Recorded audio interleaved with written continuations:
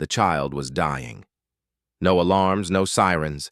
Just the thin, high whistle of air leaking through cracked glass and the sound of an alien mother whispering to a bundle wrapped in silver thermal cloth. Her hands, translucent, veined with bioluminescent threads, shook as she pressed them to the tiny form. Her world had fallen hours ago. The colony was gone. The ships had fled. The human rescue beacons had gone silent.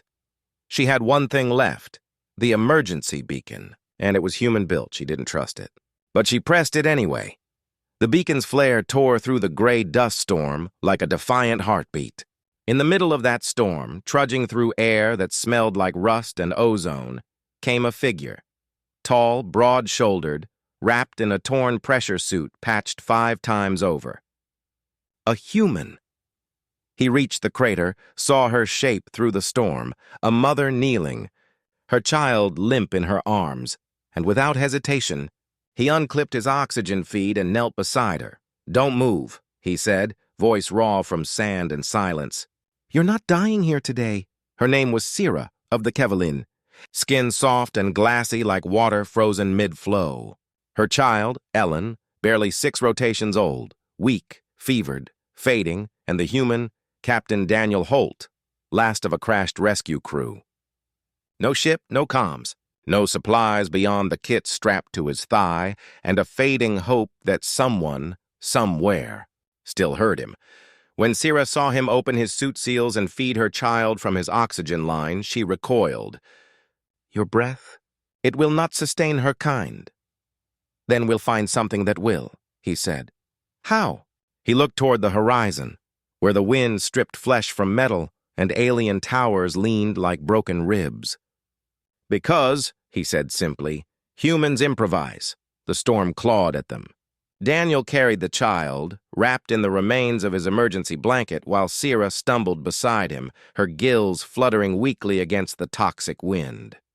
Every 20 minutes, he checked the pulse. Every 20, it faded more. When they reached the ridge, he saw what he needed.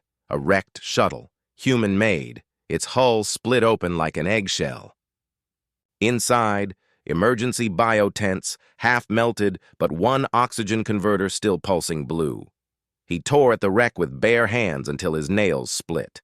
When his strength failed, Sira reached beside him, her forearms glowing as she released small bursts of bioplasma to cut through the metal. Together, they freed the converter.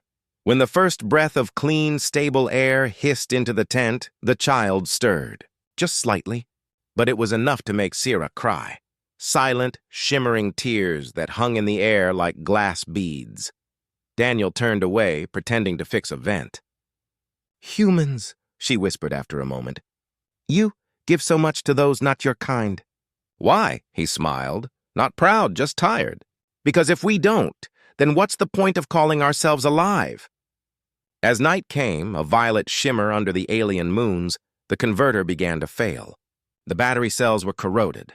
The air began to thin again. Daniel did the math in his head. 5 hours left. Maybe less. Sira knew too. "There is a city," she said. "Beneath the basalt cliffs. Old, abandoned, but machines may still breathe there." "How far?" 5 kilometers. He exhaled. "We can make that." He strapped the converter to his back, sealed the child to his chest under his jacket, and started walking. 5 kilometers through wind and black sand. 5 chances to fall. 5 moments to stop. And not. The cliffs rose like the backs of dead gods. Sira stumbled once, then again, but Daniel caught her each time, using words instead of strength to pull her forward. "Step 1, he'd say. For Ellen. Step 2, for light. Step 3, for home." By the 5th, her voice joined his.